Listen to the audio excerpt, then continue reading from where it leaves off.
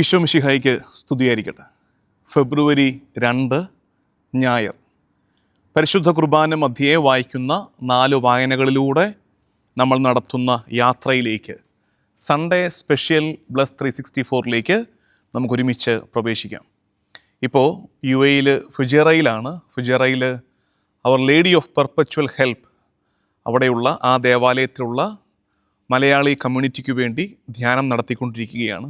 ഇന്നലെ വെള്ളിയാഴ്ച ധ്യാനം ആരംഭിച്ചു. ഇന്ന് ശനിയും നാളെ ഞായറാഴ്ചയും ധ്യാനം ഉണ്ടായിരിക്കും.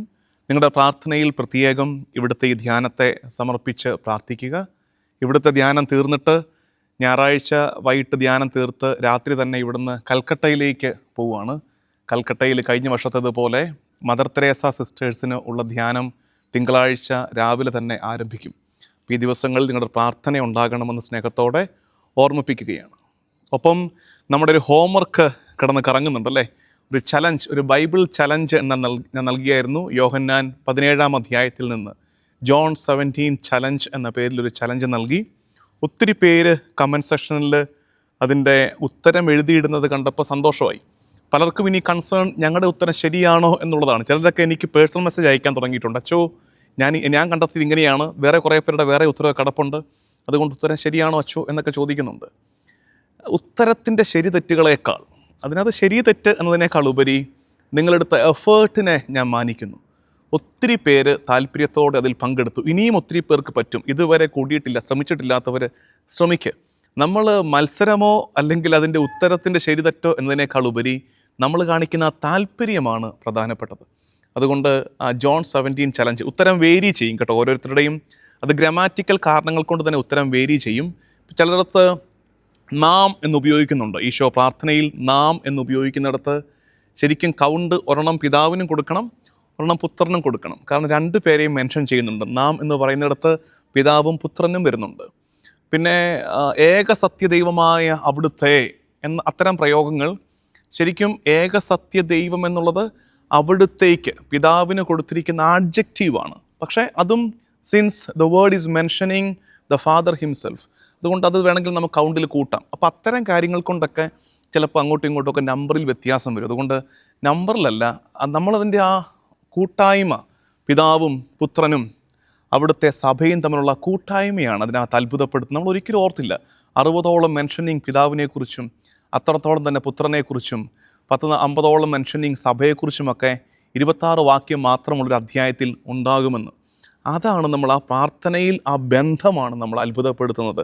അങ്ങനെ വിചാരത്തിൽ പിന്നെ ചിലർക്ക് സഭയെക്കുറിച്ചൊക്കെ കണ്ടെത്തിയപ്പോൾ തെറ്റുപറ്റിയത്, ലോകം എന്ന വാക്ക് സഭയെ ഉദ്ദേശിക്കുന്നില്ല. ലോകം ആ പ്രാർത്ഥനയിൽ കുറേ കൂടെ കർത്താവ് തിന്മയാണ് ഉദ്ദേശിക്കുന്നത്. ലോകത്തിൽ നിന്ന് അവരെ എടുക്കണമേ എന്നല്ല, മറിച്ച് ദുഷ്ടനിൽ നിന്ന് അവരെ കാത്തുകൊള്ളണമേ എന്നാണ് പ്രാർത്ഥന. ആ ലോകം സഭയല്ല. അതുകൊണ്ട് ചിലപ്പോൾ അങ്ങനെ കൂട്ടിയവരുമൊക്കെ ഉണ്ട്. അതൊന്ന് ജസ്റ്റ് അറിയാൻ വേണ്ടി പറഞ്ഞതേ ഉള്ളൂ. ഓക്കെ, ഇത്രയും കാര്യങ്ങൾ ആമുഖമായി പറഞ്ഞ് ഫുജേറയിലെ ധ്യാനത്തിന് നിങ്ങളുടെ പ്രാർത്ഥനാ സഹായം യാചിച്ചു.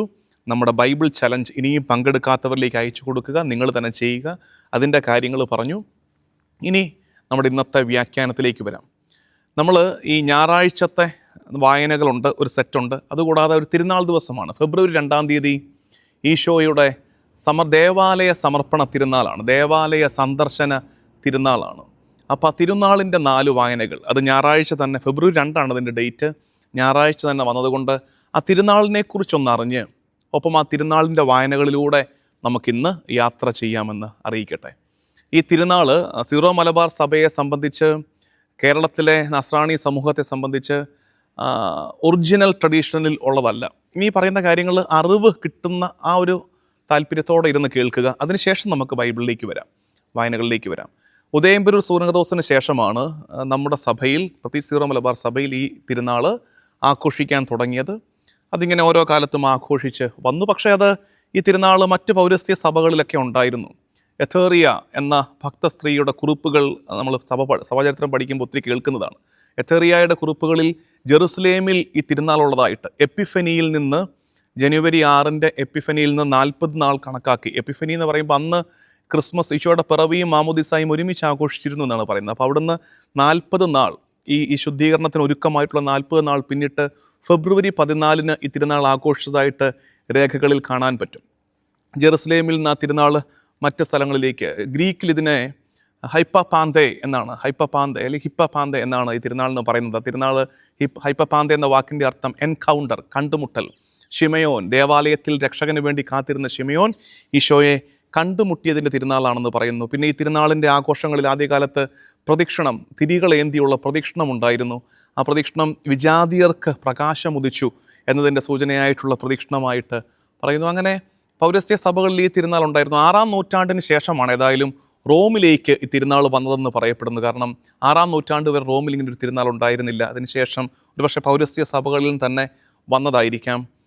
അന്ന് ഈ തിരുനാളിന് റോമിൽ കൂടുതൽ, ലത്തീൻ സഭയിൽ ഈ തിരുനാളിനെ കൂടുതൽ മാതാവിൻ്റെ ശുദ്ധീകരണ തിരുനാൾ എന്ന രീതിയിലാണ് ഈ തിരുനാളിനെ ആഘോഷിച്ചത്. പക്ഷേ നമ്മൾ ഡോക്യുമെൻറ്റ്സ് കാണുമ്പോൾ മനസ്സിലാക്കുന്ന 1960 ലത്തീൻ സഭ പൗരസ്ത്യ സഭകളോടുള്ള ആദരത്താൽ ഈ തിരുനാളിനെ കർത്താവിൻ്റെ തിരുനാളായിട്ട് തന്നെ റീനെയിം ചെയ്തു. ഇപ്പോഴും നമ്മൾ മാതാവിൻ്റെ ശുദ്ധീകരണ തിരുനാൾ എന്ന വാക്ക് ഉപയോഗിക്കുമെങ്കിലും കുറേ കൂടി ഇതിനെ കർത്താവിൻ്റെ തിരുനാളായിട്ട് മനസ്സിലാക്കുന്നത് കർത്താവിൻ്റെ സന്ദർശന തിരുനാളാണ്. ദേവാലയ സന്ദർശന അല്ലെങ്കിൽ ദേവാലയ സമർപ്പണ തിരുനാൾ, രണ്ടു വാക്കും മനസ്സിലാക്കാം. പക്ഷേ കുറേ കൂടെ കർത്താവിൻ്റെ തിരുനാളായിട്ട് ഇതിനെ മനസ്സിലാക്കാൻ പറ്റും. ഒത്തിരി അർത്ഥങ്ങളുള്ള, ഒത്തിരി ഇപ്പോഴും നമുക്ക് വേണമെങ്കിൽ കൗണ്ട് ചെയ്താൽ കൃത്യം ദിവസം എത്തില്ലെങ്കിലും അങ്ങനെ മനസ്സിലാക്കാം. ഡിസംബർ 25 ശേഷമുള്ള 40-ാം നാൾ, 40 തികയില്ല, 25ഉം ഈ ദിവസവും കൂടെ ഒക്കെ കൂട്ടുമ്പോൾ 40 ദിവസം. ഫെബ്രുവരി 2 ഈ തിരുനാൾ ആഘോഷിക്കുന്നതായിട്ട് ആ ശുദ്ധീകരണത്തിൻ്റെ ഒരുക്കത്തിൻ്റെ 40 നാളായിട്ട് ഇതിനെ കൂട്ടി മനസ്സിലാക്കാവുന്നതാണ്. ഇന്നത്തെ 4 വായനകളും ഈ തിരുനാളിലേക്ക് നമ്മളെ ഒരുക്കുന്ന വായനകളാണ്.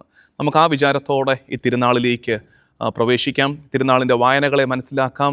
നന്നായിട്ട് ഈ കർത്താവിൻ്റെ ദിവസം, കർത്താവിൻ്റെ സന്ദർശന തിരുനാളിൻ്റെ ദേവാലയം തന്നെയായവൻ, ദൈവം തന്നെയായവൻ ദേവാലയത്തിലേക്ക് സന്ദർശനം നടത്തിയ, ദേവാലയത്തിലേക്ക് കുരുവിയുടെയും ചങ്ങാലിയുടെയും, പ്രാവിൻ്റെയും ചങ്ങാലിയുടെയും ആട്ടിൻ കുഞ്ഞിൻ്റെയും ഒക്കെ സമർപ്പണം നടത്തിയ, ചങ്ങാലിയോ പ്രാവോ എന്നൊക്കെ പറയുന്നുണ്ട്, ആ സമർപ്പണം നടത്തിയതിൻ്റെ തിരുനാൾ ആഘോഷത്തിലേക്ക് നമുക്ക് ഒരുമിച്ച് ഒരുങ്ങാം. ഒന്നാമത്തെ വായന ലേവ്യരുടെ പുസ്തകമാണ്. 1-ാം വായന ലേവ്യരുടെ പുസ്തകം, 2-ാം വായന യെശയ്യാ പ്രവാചകൻ്റെ പുസ്തകത്തിൽ നിന്ന്, 3-ാം വായന റോമാലേഖനം 9-ാം അധ്യായം, 4-ാമത്തെ വായന സുവിശേഷ വായന ലൂക്കായുടെ സുവിശേഷം 2-ാം അധ്യായത്തിൽ ഈശോയുടെ ഈ ദേവാലയ സമർപ്പണത്തിൻ്റെ എപ്പിസോഡ്. നമുക്കൊരുമിച്ച് ഇന്നത്തെ ഈ വായനകൾ ബൈബിൾ എടുക്കുകയാണെങ്കിലുണ്ടല്ലോ, എല്ലാ വായനകളിലും ഈ തിരുനാളിലേക്ക് നമ്മളെ നയിക്കുന്ന ചിന്തകൾ കിടപ്പുണ്ട്. ഈ തിരുനാളിലേക്ക് നമ്മളെ അത് ഗൈഡ് ചെയ്യും. അതുകൊണ്ട് ആ വിചാരത്തോടെ, താല്പര്യത്തോടെ ഈ തിരുനാളിൽ നമുക്ക് ഒരുങ്ങാം, എടുക്കാം, ബൈബിൾ എടുക്കാം. ലേവ്യരുടെ പുസ്തകം 1-ാം വായന നൽകിയിരിക്കുന്നത് ലേവ്യരുടെ പുസ്തകം 12-ാം അധ്യായമാണ്. ലേവ്യരുടെ പുസ്തകം 12-ാം അധ്യായം 1 മുതൽ അത് മുഴുവൻ, അധ്യായം മുഴുവൻ 1 മുതൽ 8 വരെയുള്ള വാക്യങ്ങൾ. ആ അധ്യായം അത്രയേ ഉള്ളൂ, 8 വാക്യങ്ങൾ. ലേവ്യരുടെ പുസ്തകം 12-ാം അധ്യായം 1 മുതൽ 8 വരെയുള്ള വാക്യങ്ങൾ. അവിടെ 1-2 വാക്കുകൾ അടയാളപ്പെടുത്തിയാൽ ഈ തിരുനാളിലേക്ക് നമ്മളെ ഗൈഡ് ചെയ്യുന്ന കുറച്ച് കാര്യങ്ങൾ കിട്ടും. നോക്കിക്കേ, 2-ാമത്തെ വാക്യം, ഇസ്രായേൽ ജനത്തോട് പറയുക, ഗർഭം ധരിച്ച ആൺകുഞ്ഞിനെ പ്രസവിക്കുന്ന സ്ത്രീ ഋതുകാലത്തെന്ന പോലെ 7 ദിവസത്തേക്ക് അശുദ്ധയായിരിക്കണം. ഇതൊക്കെ യഹൂദ നിയമങ്ങളാണ് കേട്ടോ, ഇപ്പോൾ ഇതൊന്നും അപ്ലൈ ചെയ്യരുത്. അശുദ്ധി 7 ദിവസം. അതിനുശേഷം താഴേക്ക് വന്ന 4-ാമത്തെ വാക്യം, പിന്നെ രക്തത്തിൽ നിന്നുള്ള ശുദ്ധീകരണത്തിനായി അവൾ 33 ദിവസം കാത്തിരിക്കണം. അപ്പോൾ 7, 33, 40. ഇപ്പോൾ ഈ 40-ാം നാൾ ഉണ്ണിയെ ദേവാലയത്തിൽ കാഴ്ചവെച്ചതിൻ്റെ കണക്ക് ഇവിടെ നമുക്ക് കിട്ടും. എന്നിട്ട് താഴേക്ക് 6-ാമത്തെ വാക്യം എടുത്തേ. 6-ാമത്തെ വാക്യത്തിൽ അവൾ കുഞ്ഞിനു വേണ്ടി 1 വയസ്സുള്ള ഒരു ആട്ടിൻകുട്ടിയെ ദഹന ബലിക്കായും ഒരു ചങ്ങാലിയെയോ പ്രാവിൻ കുഞ്ഞിനെയോ പാപപരിഹാര ബലിക്കായും സമാഗമ കൂടാരത്തിൻ്റെ വാതിൽക്കൽ പുരോഹിതൻ്റെ മുമ്പിൽ കൊണ്ടുവരണം. ഇത് തന്നെയാണ് ഇവിടെ സംഭവിക്കുന്നത്. നമുക്ക് ലൂക്കായുടെ സുവിശേഷത്തിലും ഈ വാക്കുകൾ, ഈ ചങ്ങാലി, പ്രാവ്, സമർപ്പണം ഒക്കെ കാണാൻ പറ്റും. ഇപ്പോൾ ലേവ്യരുടെ പുസ്തകത്തിലാണ് ഇതിൻ്റെ നിയമം. യഹൂദ മതത്തിലുള്ള ഈ ശുദ്ധീകരണത്തിൻ്റെ, ഈ ശിശുവിനെ സമർപ്പിക്കുന്നതിൻ്റെ നിയമ പശ്ചാത്തലമാണ് നമ്മൾ ലേവ്യരുടെ പുസ്തകം 12-ാം അധ്യായത്തിൽ നിന്ന് കാണുന്നത്. ഇനി യെശയ്യാ പ്രവാചകൻ്റെ പുസ്തകം, 2-ാം വായന യെശയ്യാ പ്രവാചകൻ്റെ പുസ്തകം 42-ാം അധ്യായം. യെശയ്യാ 42, അവിടെ 1 മുതൽ 9 വരെയുള്ള വാക്യങ്ങളാണ്. യെശയ്യാ 42, 1 മുതൽ 9 വരെ വരച്ചിടണ്ട 1-2 കാര്യങ്ങൾ. 3-ാമത്തെ വാക്യം എടുത്തേ.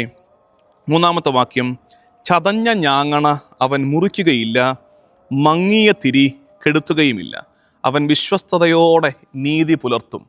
എന്താ സംഭവം? യഹൂദ നിയമവും യഹൂദ മതശൈലികളെയും ഇവിടെ ചതഞ്ഞ ഞാങ്ങണയായും മങ്ങിയ തിരിയായും മനസ്സിലാക്കിയാൽ ഇത് കർത്താവിൻ്റെ ഈ ദേവാലയ സന്ദർശനത്തുമായിട്ട് ബന്ധപ്പെട്ട് അർത്ഥവത്താകും. ചതഞ്ഞ ഞാങ്ങണ മങ്ങിയ തിരി. ചതഞ്ഞ ഞാങ്ങണ അവൻ ഒടിച്ചില്ല, മങ്ങിയ തിരി അവൻ കെടുത്തിയില്ല, വിശ്വസ്തയോടെ അവൻ നീതി പുലർത്തി. അതായത് ആ നിയമത്തോട്, അന്നത്തെ ആ ആചാരാനുഷ്ഠാനങ്ങളോട് അവൻ വിധേയത്വം പ്രഖ്യാപിച്ചു. അതിനെയൊക്കെ പൂർത്തീകരിക്കാൻ വന്നവനാണ്. അവൻ പറയുന്നുണ്ട്, നിയമത്തെയോ പ്രവാചകന്മാരെയോ അസാധുവാക്കാനല്ല ഞാൻ വന്നിരിക്കുന്നത്, പൂർത്തീകരിക്കാനാണ്. പൂർത്തീകരിക്കാൻ വന്നവൻ അതിനെല്ലാം നേരെ ഉൾട്ടാ തിരിക്കുകയായിരുന്നില്ല, മറിച്ച് ചതഞ്ഞ ഞാങ്ങണ ഒടിക്കാതെ, മങ്ങിയ തിരി കെടുത്താതെ, വിശ്വസ്തയോടെ, നിയമത്തോട് വിശ്വസ്തത കാട്ടി അവൻ അതിനെയൊക്കെ നവീകരിച്ചു. ആ കാഴ്ചയാണ് നമ്മൾ ഈ തിരുനാൾ ദിവസം കാണുന്നത്. ഇനിയും താഴേക്ക് വരട്ടെ. 7-ാമത്തെ വാക്യം കണ്ടോ?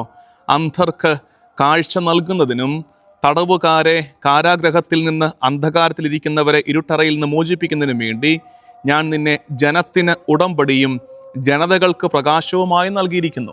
ഇതാണ് ശിമയോൻ്റെ വാക്കുകളിൽ കാണുന്നത്. ജനതകൾക്ക് പ്രകാശം, ജനതകൾക്ക് പ്രകാശമായ കർത്താവ് തമ്പുരാൻ വിജാതീയർക്ക് ഒരു പ്രകാശം ഉദിക്കുകയാണ്. ഇന്ന് ലോകം മുഴുവനുമുള്ള, അതുകൊണ്ടാണ് ഞാൻ നേരത്തെ പറഞ്ഞു, ജെറുസലേമിൽ ഈ തിരുനാൾ ആഘോഷത്തിൻ്റെ ആരംഭഘട്ടത്തിൽ മെഴുകുതിരി പ്രദക്ഷിണം, തിരി കത്തിച്ചുള്ള പ്രദക്ഷിണം ഉണ്ടായിരുന്നു എന്ന് പറയുന്നത് ഈ ജനതകൾക്ക് പ്രകാശം എന്ന കൺസെപ്റ്റാണ്.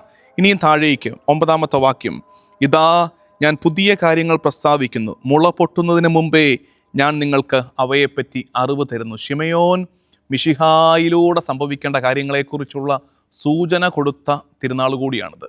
ശിമയോൻ ഈ എൻകൗണ്ടർ, നേരത്തെ നമ്മൾ പറഞ്ഞു ഹൈപ്പോപാന്തേ, എൻകൗണ്ടർ തിരുനാളാണ്. കണ്ടുമുട്ടലിൻ്റെ തിരുനാളിൽ സംഭവിക്കാൻ പോകുന്നതിനെക്കുറിച്ച് സൂചന കൊടുക്കുകയാണ് ശിമയോൻ. ഇനിയും അപ്പോൾ ഒന്നാം വായനയിൽ നിയമ പശ്ചാത്തലം, 2-ാമത്തെ വായനയിൽ നമ്മൾ കാണുന്നു ഈശോ ഈ മിശിഹായുടെ ഈ ശുശ്രൂഷയുടെ മേഖല, മിനിസ്ട്രിയുടെ മേഖലയിൽ അവൻ ചെയ്യുന്ന കാര്യം പ്രത്യേകിച്ച് ധ്യാനിക്കേണ്ടത് ചതഞ്ഞ ഞാങ്ങണ ഒടിക്കുകയില്ല, മങ്ങിയ തിരി, നിയമത്തിന് തന്നെ വിധേയപ്പെടുത്തിക്കൊണ്ട് ആ നിയമത്തെ അവൻ നവീകരിക്കുകയും പൂർത്തീകരിക്കുകയും ചെയ്യുന്ന ശൈലി. ഇനി റോമാലേഖനത്തിലേക്ക് വായോ. റോമാലേഖനം 9-ാം അധ്യായം എടുക്കാം. ഇന്നത്തെ 3-ാമത്തെ വായന, ലേഖന വായന അതാണ്. റോമാലേഖനം 9-ാം അധ്യായം അവസാന ഭാഗം, 9-ാം അധ്യായത്തിൻ്റെ അവസാന ഭാഗത്തിൽ 30-ാം വാക്യം തൊട്ട് 10-ാം അധ്യായം 4-ാം വാക്യം വരെയാണ് ഇന്നത്തെ ലേഖനം. റോമാലേഖനം 9-ാം അധ്യായം 30-ാം വാക്യം തൊട്ട് 10-ാം അധ്യായത്തിൻ്റെ 4-ാം വാക്യം തൊട്ട്. അവിടെ അടയാളപ്പെടുത്തേണ്ടത്, അപ്പോൾ നമ്മൾ എന്തു പറയണം? നീതി അന്വേഷിച്ച് പോകാതിരുന്ന വിജാതിയർ നീതി, അതായത് വിശ്വാസത്തിലുള്ള നീതി പ്രാപിച്ചു എന്ന് തന്നെ. വിജാതിയർ നീതി പ്രാപിക്കുന്നു, നീതീകരിക്കപ്പെടുന്നു കർത്താവിലേക്ക് തിരിയുമ്പോൾ, വിശ്വസിക്കുമ്പോൾ. വിശ്വാസത്താലെ അവർ നീതി പ്രാപിക്കുന്നു. ഈ തിരുനാളിൻ്റെ അർത്ഥമാണത്. ഇനിയും താഴേക്ക് ഏറ്റവും 4-ാമത്തെ വാക്യം, 10-ാം അധ്യായം 4-ാം വാക്യം, വിശ്വസിക്കുന്ന ഏതൊരുവനും നീതീകരിക്കപ്പെടുന്നതിന് മിശിഹ നിയമത്തെ പൂർത്തീകരിച്ചിരിക്കുന്നു. നമ്മൾ നേരത്തെ പറഞ്ഞു, നിയമത്തോട് വിധേയത്വം പ്രഖ്യാപിച്ച് ആ നിയമത്തെ തന്നെ അവൻ പൂർത്തീകരിക്കുകയാണ്. ന്യൂ ടെസ്റ്റമെൻറ്റ്, പുതിയ നിയമം. നിങ്ങളിങ്ങനെ കേട്ടിട്ടുണ്ടല്ലോ, നല്ല പ്രസംഗം തിരിച്ച് പഠിപ്പിക്കുന്നില്ല, ഇങ്ങനെ എന്നാൽ ഞാൻ ഇങ്ങനെ പറഞ്ഞു തരുന്നു. നിയമത്തോട് വിധേയത്വം പ്രഖ്യാപിച്ച് അവൻ നിയമത്തെ നവീകരിക്കും. നമുക്കുള്ള പാഠമാണ്. നമ്മൾ ഈ വലിയ വിപ്ലവം പറയുമ്പോൾ ആദ്യം കർത്താവിലേക്ക് നോക്ക്. കർത്താവ് നിയമത്തോട് വിധേയത്വം കാട്ടി ആ നിയമത്തെ നവീകരിച്ചു.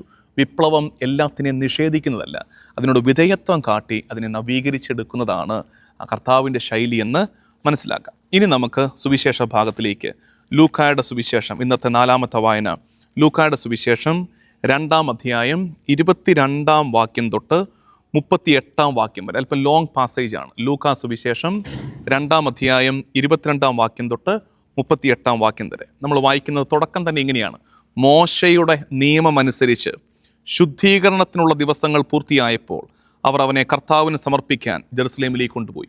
നമ്മൾ ഓൾറെഡി ഇത് പറഞ്ഞു കഴിഞ്ഞു. ലേവ്യരുടെ പുസ്തകം നമ്മൾ കണ്ടതാണ്. മോശയുടെ നിയമമനുസരിച്ച് ശുദ്ധീകരണത്തിനുള്ള ദിവസങ്ങൾ പൂർത്തിയായി. ഏത്? 7+33 നമ്മൾ 1-ാം വായനയിൽ കണ്ടു. ദേവാലയത്തിലേക്ക് കൊണ്ടുപോയി. 24-ാമത്തെ വാക്യം, ഒരു ജോഡി ചെങ്ങാലികളെയോ 2 പ്രാവിൻ കുഞ്ഞുങ്ങളെയോ ബലിയർപ്പിക്കണമെന്നും കർത്താവിൻ്റെ നിയമത്തിൽ പറഞ്ഞിരിക്കുന്ന അനുസരിച്ചാണ് അവർ അങ്ങനെ ചെയ്തത്. അപ്പോൾ ചെങ്ങാലിയും പ്രാവിനെയും ഒക്കെ ബലിയർപ്പിക്കുന്നത് ലേവ്യരുടെ പുസ്തകത്തിൽ നമ്മൾ കാണുന്നു. ഇനി താഴേക്ക് 27-ാം വാക്യം എടുത്ത് വരച്ചേ. നിയമപ്രകാരമുള്ള അനുഷ്ഠാനങ്ങൾക്കായി ശിശുവായ ഈശോയെ മാതാപിതാക്കന്മാർ ദേവാലയത്തിൽ കൊണ്ടുചെന്നു. നിയമത്തിന് അവൻ വിധേയപ്പെടുന്നു. 29-ാമത്തെ വാക്യം, കർത്താവെ, അവിടുത്തെ വാഗ്ദാനമനുസരിച്ച് ഇപ്പോൾ ഈ ദാസനെ സമാധാനത്തിൽ വിട്ടയക്കണമേ, രക്ഷ എൻ്റെ നയനങ്ങൾ ദർശിച്ചു. 30-ാമത്തെ വാക്യം, എന്തെന്നാൽ സകല ജനതകൾക്കും വേണ്ടി അങ്ങ് ഒരുക്കിയിരിക്കുന്ന രക്ഷ എൻ്റെ കണ്ണുകൾ കഴിഞ്ഞു കണ്ടു കഴിഞ്ഞു. അത് വിജാതിയർക്ക് വെളിപാടിൻ്റെ പ്രകാശം, വിജാതിയർക്ക് വെളിപാടിൻ്റെ പ്രകാശം. പ്രദക്ഷിണം, തിരി, അതിപ്പോൾ ഇല്ല, ആ രീതി ഇപ്പോൾ ഇല്ല. എന്നാലും ആ സഭാ പാരമ്പര്യത്തോട് ചേർന്ന്, പഴയ നിയമത്തോട് ചേർന്ന് ഈ സുവിശേഷ ഭാഗത്തെ നമ്മൾ മനസ്സിലാക്കിയെടുക്കുന്നതിൻ്റെ ഒരു വിചാരധാരയായിരുന്നു ഇപ്പോൾ സംഭവിച്ചത്. നിങ്ങൾക്ക് അതിൻ്റെ കണ്ടിന്യൂവേഷൻ കിട്ടി. ഈ തിരുനാൾ, ഒപ്പം നമ്മൾ ഈ തിരുനാളിൽ പ്രത്യേകം പ്രാർത്ഥിക്കേണ്ടത്, ഇതെല്ലാ സഭയിലും ഇതിൻ്റെ പ്രാർത്ഥനകളുണ്ട്. സീറോ മലബാർ സഭയുടെ ട്രഡീഷനിൽ ഇതിൻ്റെ പ്രാർത്ഥനകളില്ലെങ്കിൽ കൂടി മറ്റ് പൗരസ്ത്യ സഭകളിൽ, ലത്തീൻ സഭയിലെ പ്രാർത്ഥനകളിലുമൊക്കെ, ഈ ദിവസത്തിലെ പ്രാർത്ഥനകളിലുമൊക്കെ ഈ കർത്താവിൻ്റെ സന്ദർശനമാണ്, സമർപ്പണമാണ് പ്രധാനപ്പെട്ട ഫോക്കസ്. മലങ്കര സഭയിൽ ഈ ദിവസത്തിലെ പ്രാർത്ഥനയിൽ വളരെ സുന്ദരമായ പ്രാർത്ഥനകളുണ്ട്. അതിനെക്കുറിച്ച് പറയുന്നത്, അതായത് അവൻ്റെ അമ്മ പുരോഹിതനോട് ചേർന്ന് അവനെ സമർപ്പിച്ചു ദേവാലയത്തിൽ. അപ്പോൾ ഈശോയെക്കുറിച്ച് പറയും, ഈശോ അവൻ്റെ അമ്മയോടും പുരോഹിതനോടും ചേർന്ന് തന്നെ ദേവാലയത്തിൽ സമർപ്പിച്ചു. പിന്നെ അവൻ്റെ പിതാവിനോട് ചേർന്ന് അവൻ ആ സമർപ്പണം സ്വീകരിച്ചു. അതെ, ഒരേ സമയം അവൻ സമർപ്പണമാണ്, അവൻ സമർപ്പണം സ്വീകരിക്കുന്നു പിതാവിനോട് ചേർന്ന്. ദേവാലയം തന്നെയായവൻ ദേവാലയത്തിൽ തന്നെ സമർപ്പിക്കുന്നു. അങ്ങനെ വളരെ വളരെ നമ്മളിൽ ദൈവശാസ്ത്ര വിചാരമുണർത്തുന്ന ചിന്തകളുള്ള പ്രാർത്ഥനകളാണ് ഈ ദിവസത്തിൻ്റെ ലിറ്റർജിയിലുള്ളത്. സീറോ മലബാർ സഭയിലെ കാര്യം ഞാൻ പറഞ്ഞു. പക്ഷേ നമ്മൾ ആ തിരുനാൾ സ്വീകരിച്ച് അതിനെ ഏറ്റെടുത്തിരിക്കുകയാണ്. ഇപ്പോൾ നമ്മുടെ കലണ്ടറിൽ, നമ്മുടെ ആരാധനാക്രമ പഞ്ചാംഗത്തിലൊക്കെ ഈ തിരുനാളുണ്ട്. ഈ തിരുനാളിൻ്റെ ചിന്തകൾ 2-3 കാര്യങ്ങൾ മനസ്സിലേക്ക് വന്നേ. ഒന്ന്, കർത്താവ് അവനെ തന്നെ എളിമപ്പെടുത്തി, നിയമത്തിന് വിധേയപ്പെടുത്തി. നമുക്കും കർത്താവെ കുറേ കൂടെയൊക്കെ എളിമപ്പെടാൻ, താഴ്ന്നു നിൽക്കാൻ ഞങ്ങൾക്കും കഴിയട്ടെ. ശിമയോൻ പറയുന്നത് പോലെ, രക്ഷ എൻ്റെ നയനങ്ങൾ ദർശിച്ചു, ഒരുപാട് കാര്യങ്ങൾ തേടുന്ന എൻ്റെ കണ്ണ് കർത്താവിനെ കാണുകയും ആ കാഴ്ചയിൽ നിർവൃതി അടയുകയും ചെയ്യുന്ന ഒരു ദിവസം വേഗം സംജാതമാകട്ടെ എന്ന് പ്രാർത്ഥിക്കും. ഈ പറഞ്ഞ കാര്യങ്ങളെല്ലാം ലേഖനത്തിലുടനീളം ഉള്ളതാണ്. നിങ്ങൾ 2-3 വാക്കുകൾ കുറിച്ച് വെച്ചു, വാക്യങ്ങൾ പിന്നീട് റെഫർ ചെയ്താൽ മതി. സമയം ഇന്ന് കുറച്ച് എടുത്തത് കൊണ്ട് ഞാൻ അതെല്ലാം പിന്നെ എടുത്ത് വായിപ്പിക്കുന്നില്ല. ഫിലിപ്പിയരുടെ ലേഖനം 2:7 ഇന്നത്തെ ഹോംവർക്ക് അതാണ്. ഇന്നത്തെ ഹോംവർക്ക് ഞാൻ ഈ പറയുന്ന ഭാഗം എത്ര പേര് സ്വന്തം താല്പര്യത്തോടെ എടുത്ത് വായിക്കുകയോ വരച്ചിടുകയോ ചെയ്യുന്നുണ്ടെന്ന് നോക്കട്ടെ. അത് ചെയ്താൽ 4 വാക്യങ്ങൾ ഞാൻ പറഞ്ഞുതരാം. അപ്പോൾ ഇത് കേട്ട ഈ പശ്ചാത്തലം വെച്ചുകൊണ്ട് നിങ്ങൾക്ക് ആ വാക്യത്തിൻ്റെ അർത്ഥം കുറച്ചുകൂടെ മനസ്സിലാകും. ശ്രദ്ധിച്ച് കുറിച്ചെടുക്കാൻ പറ്റുന്നത് കുറിച്ചെടുക്കുക, അല്ലെങ്കിൽ ഇത് കേട്ടുകൊണ്ട് തന്നെ ബൈബിൾ എടുക്കുക. ഫിലിപ്പി 2:7, ഹെബ്രായർക്കുള്ള ലേഖനം 2:17, വീണ്ടും ഹെബ്രായർക്കുള്ള ലേഖനം 4:15, ഗലാത്യ ലേഖനം 4-ാം അധ്യായം 4-5 വാക്യങ്ങൾ. ഈ 4 വാക്യങ്ങൾ വായിച്ച് ഇന്ന് കേട്ട ചിന്തകളെ ഒന്നുകൂടൊന്ന് ധ്യാനിക്കാൻ സ്നേഹപൂർവ്വം ഓർമ്മിപ്പിക്കും. നമുക്ക് പ്രാർത്ഥിക്കാം. കർത്താവും ദൈവമായ ഈശോ മിശിഹായേ, ദേവാലയത്തിൽ നിന്നെ സമർപ്പിച്ചതിൻ്റെ, നീ ദേവാലയം സന്ദർശിച്ചതിൻ്റെ ഓർമ്മ തിരുനാൾ ഞങ്ങൾ ആഘോഷിക്കുമ്പോൾ ഞങ്ങളുടെ ദേവാലയങ്ങളോട്, ഇടവക ദേവാലയത്തോട് ബന്ധത്തിലായിരിക്കാൻ ഞങ്ങളെയും പഠിപ്പിക്കണമേ. നീ നിയമത്തിന് വിധേയപ്പെട്ടതുപോലെ അപൂർണതകൾ ഏറെയുള്ളപ്പോഴും നിയമത്തിന് ഞങ്ങളെ തന്നെ ഒന്ന് വിധേയപ്പെടുത്തി നിർത്താൻ ഞങ്ങളെ പഠിപ്പിക്കണമേ. ശിമയോനെ പോലെ നിന്നെ ദർശിക്കുവാൻ, വിജാതിയർക്ക് ലോകത്തിന് മുഴുവൻ പ്രകാശമായി ഉദിച്ച നിന്നെ കണ്ട് ഞങ്ങളുടെ കണ്ണുകളിൽ ആ പ്രകാശം നിറയ്ക്കുവാൻ ഞങ്ങളെ നീ സഹായിക്കണേ. കർത്താവ് ഈശോ മിശിഹായുടെ കൃപയും പിതാവായ ദൈവത്തിൻ്റെ സ്നേഹവും പരിശുദ്ധാത്മാവിൻ്റെ സഹവാസവും എന്നും എല്ലാ കാലവും കൂടെ ഉണ്ടായിരിക്കട്ടെ, ഇപ്പോഴും എപ്പോഴും എന്നേക്കും. ആമേൻ.